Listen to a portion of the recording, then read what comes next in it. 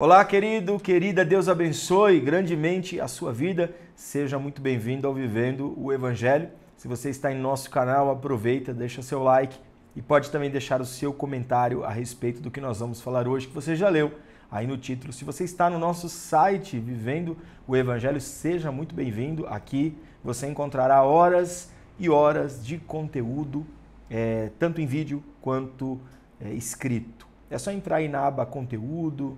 É só você entrar na aba Vídeo. Também tem os nossos podcasts aí na aba. São vários podcasts que temos gravado para edificar a sua vida cristã. E hoje nós vamos falar um pouquinho sobre Mateus capítulo 18, verso 20. Esse texto foi pedido pelo pessoal do Ministério YouVersion para que eu gravasse um devocional.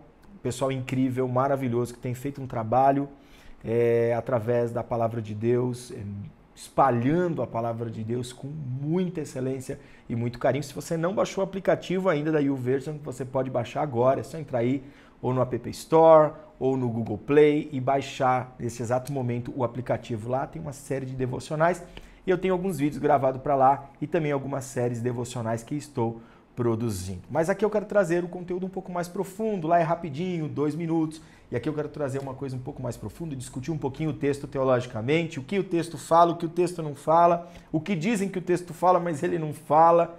Vamos lá então, Mateus 18, 20. Pois onde se reunirem 2 ou 3 em meu nome, ali eu estou no meio deles. Mateus capítulo 18, verso 20. O que Jesus está falando através deste texto? Será que ele está falando sobre a quantidade de pessoas necessárias para que ele se manifeste? Será que ele está falando que é necessário ter no mínimo 2 ou 3 pessoas para que ele se faça presente? Não, não é isso que Jesus está falando. E como que eu entendo isso? Olhando para o contexto. Texto fora de contexto é pretexto para dizer o que quer. Muitas vezes esse pretexto ele é até bonito, ele até se aplica legal em algumas ocasiões, mas ele não é bíblico. Muitas vezes ele infere de fato as escrituras, mas não é bíblico. Não é isso que o texto quer dizer. E quantas vezes esse texto já foi usado de forma errada? Eu acho que você já viu várias, né? Por exemplo, aquele culto, né, de oração que você ia na sua igreja, aí tinha 3 pessoas no culto de oração, né? Culto de louvor lotado, culto de revelações, hein, Lucas? Culto de revelação lotado, a igreja cheia, mas culto de oração, 3 pessoas. Aí as pessoas citavam esse texto, falando, onde tiver 2 ou 3 reunidos, ali ele estará. Está fora de contexto, não é isso que Jesus disse, mas é bonito, é legal, mas não é bíblico, né? É bonito, mas não é bíblico. Guarda essa frase, é bonito, mas não é bíblico. Existem muitas coisas que são bonitas, muitas frases que são bonitas, muitas contextualizações que são bonitas, mas não são bíblicas. O que o contexto está dizendo aqui para nós? O contexto é sobre recuperar um irmão que caiu, que pereceu. Vamos abrir o texto todo? Vamos ler pelo menos esse texto quase inteiro aqui para que a gente possa entender. É o texto de Mateus 18.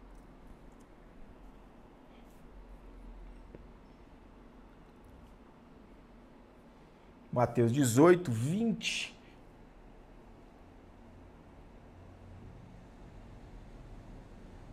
Aqui, vamos lá, a partir do verso 15, para você entender o contexto. Se o seu irmão pecar contra você, esse é o contexto, tá? Se o seu irmão pecar contra você, o Jesus começa o ensinamento falando isso. Tá? Esse trecho do ensinamento é bem maior do que esse. A sós com ele, vá e a sós com ele, mostre-lhe o erro. Ou seja, mostre o problema, mostre o que aconteceu.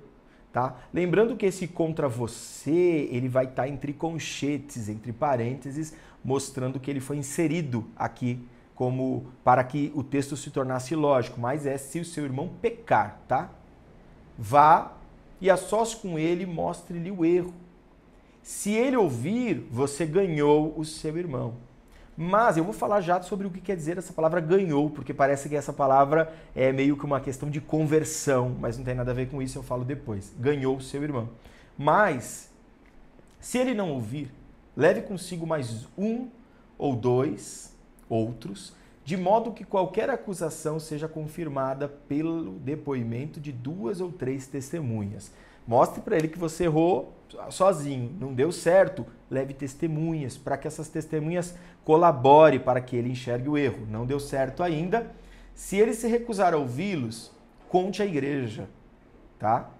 E se ele se recusar a ouvir também a igreja, trate-o como pagão ou publicano. É um texto que está falando sobre alguém que pecou na igreja e nós estamos na missão de tentar resgatá-lo. E aí lá no final, no verso 20, ele vai dizer assim: pois onde se reunirem 2 ou 3 em meu nome, ali eu estou no meio deles.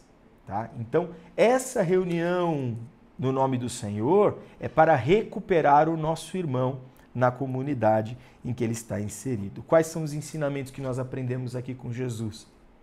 Existem vários, eu separei 3, foram os mesmos 3 que eu separei no devocional, mas aqui eu vou fazer de uma forma mais profunda, para que você possa aprender um pouco mais sobre esse texto. Qual é o primeiro ensinamento que eu tiro aqui para nós? O primeiro é que quando um irmão nosso peca, vacila na fé, peca contra nós, eu acho que cabe aqui, peca contra nós, nos trai, ao invés de se afastar dele, nós devemos nos aproximar. É o inverso do que a maioria das igrejas tem feito.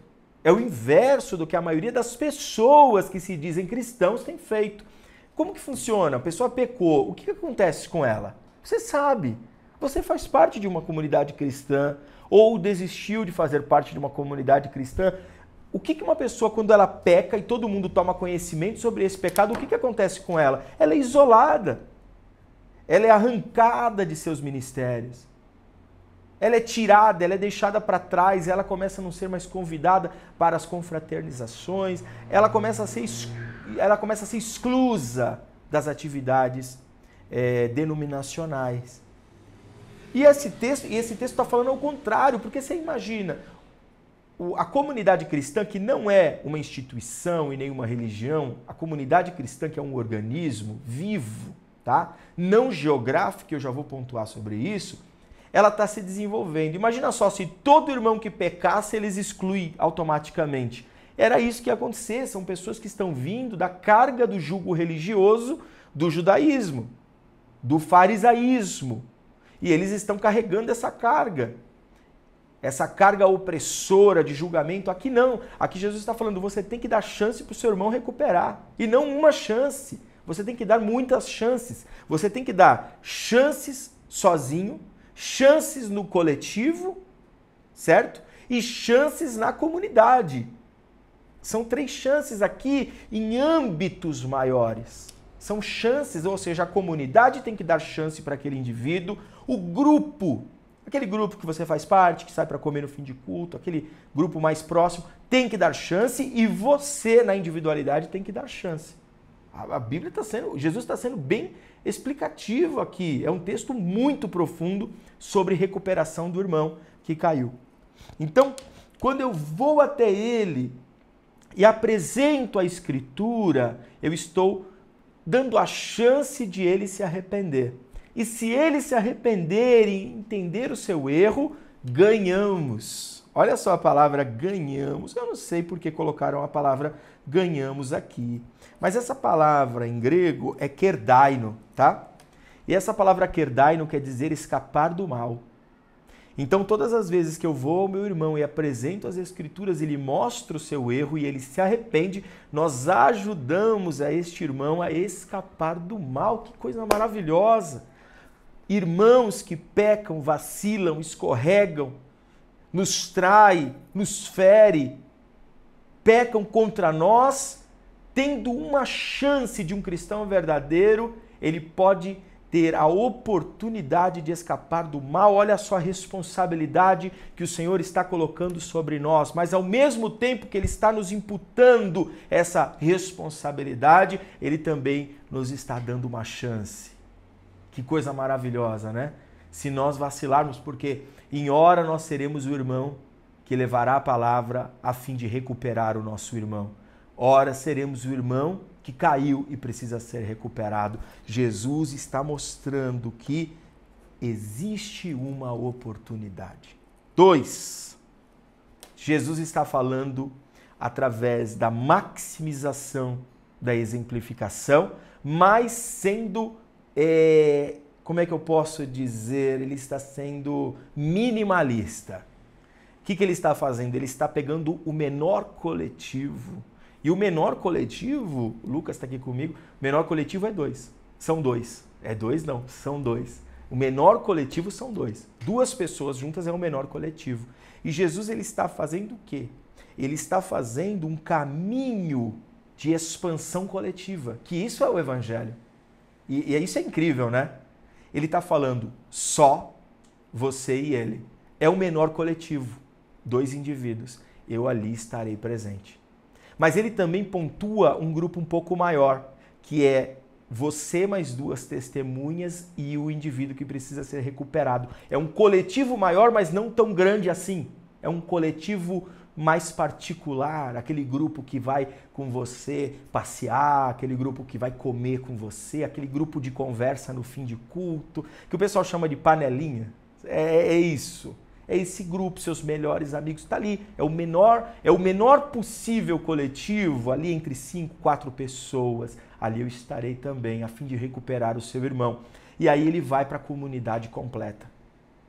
E aí sim, essa comunidade completa vai tentar ajudar esse irmão na recuperação. Mas, quando nós olhamos o minimalismo, nós estamos aqui quebrando todos os paradigmas que é necessário uma grande multidão para solucionar um problema ou para a manifestação de Deus.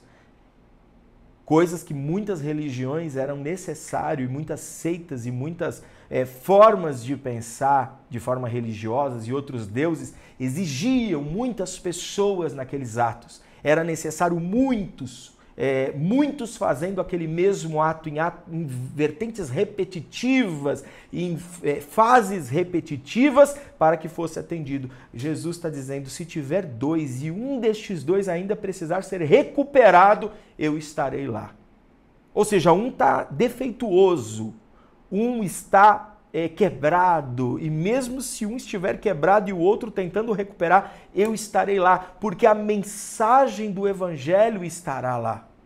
Eu vou parar até aqui para antes de falar o 3, e o 3 é uma quebra de paradigma religioso que vai ter pastor, líder religioso que vai arrepiar todo. Eu vou falar no final, dá oportunidade, eu estou te dando oportunidade para você que é religioso ou decidir ficar para se transformar ou desistir desse vídeo agora, tá? E eu vou ler algumas questões aqui. Aqui é um parênteses maravilhoso sobre essas frases de Jesus, que eu estarei no meio de vós, em textos não canônicos. Mas por que eu vou ler os textos não canônicos? Apenas por questões de afirmação. Ou seja, esta frase de Jesus, que eu estarei no meio de vós, ela repercute até aquilo que não é canônico, que não está nas nossas escrituras sagradas, aquilo que consideramos escrituras divinas. Então eu vou ler aqui, entre as palavras de Jesus não canônicos, os textos de Jesus não canônicos, nós temos aqui, onde houver 2, não estarão sem Deus. E onde houver um só, digo que eu estou com ele. Esse é um dos textos não canônicos.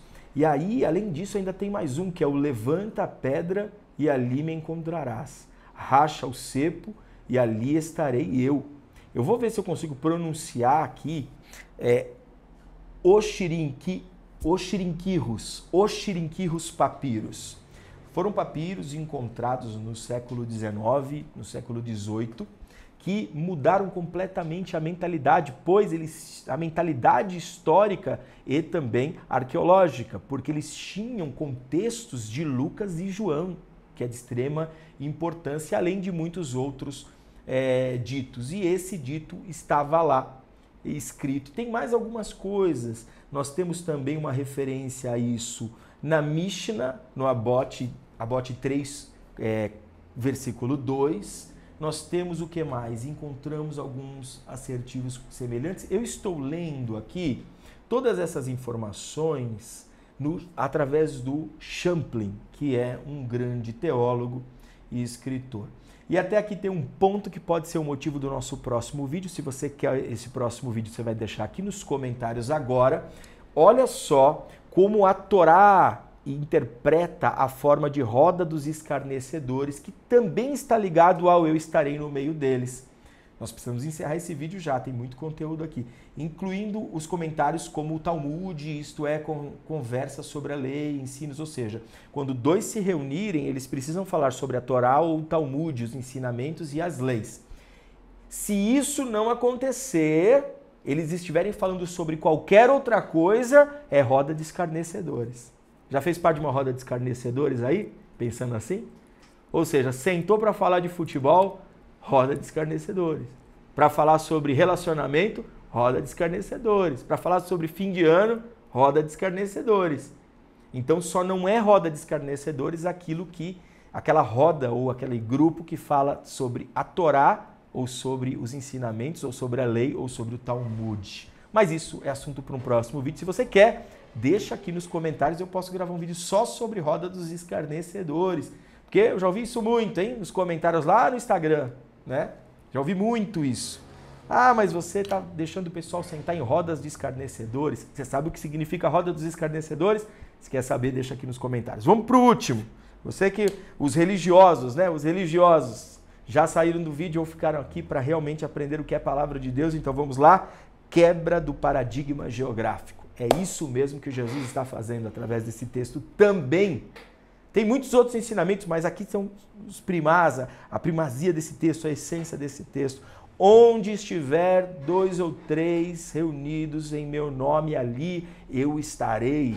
Sabe que o conflito da religiosidade da época, o jugo da religiosidade da época é que a oração tem que ser feita no templo, a oração tem que ser feita nesse monte, é até a dúvida da mulher samaritana no poço com Jesus. Ela fala, poxa, alguns dizem que tem que ser lá no templo, alguns dizem que tem que ser aqui nesse monte, os meus antepassados, onde eu devo orar? E essa questão da manifestação de Deus estava atrelada a um lugar santo, a uma geografia sagrada. Parece alguns que pregam hoje em dia, não parece? Alguns que têm CEP sagrado, sabe o CEP sagrado? É aqui que acontece as maravilhas, aqui que acontece os milagres, é porque aqui foi consagrado, é que nós consagramos o sambódromo. Eu já vi consagração do sambódromo, hein? Oh, aleluia! Consagração do sambódromo. Ou seja, estão ligados às geografias, isso é coisa de religião, isso não é coisa de evangelho. Jesus está falando, eu não estou ali, eu não estou aqui, eu não estou lá, eu estou entre vós. Melhor, eu estou dentro de vós. Esse é o poder do evangelho, que alcança até no lugar mais obsoleto da geografia terrestre, o seu filho quando clama. E assim, quando nós olhamos onde tiver 2 reunidos, é necessário 2 de fato? Ele disse que não, que mesmo que o seu coração e os seus pensamentos estejam no abismo, no Sheol, ali eu te encontrarei. E mesmo que você esteja nas asas da alvorada com seus pensamentos ali, o meu amor te buscará, nada poderá te separar do meu amor. Então, eu não estou ali, eu não estou aqui, eu não estou naquele templo, eu não estou naquele CEP, eu não estou naquele monte, eu não estou naquele país, eu estou em você e eu estou no meio de vós. Que poder essa palavra nos traz, que alegria recitar essa palavra. Nós estamos juntos aqui, conectados pelo elo do amor do Espírito, o Senhor está entre nós, não importa a distância. Se você gostou desse vídeo, deixa um like aqui para nos ajudar. Espalha esse vídeo, me ajuda, porque o YouTube não ajuda a gente aqui não. Nos ajude, seja um compartilhador da mensagem do Evangelho. Que o Senhor te abençoe e até o próximo vídeo. Tchau, tchau.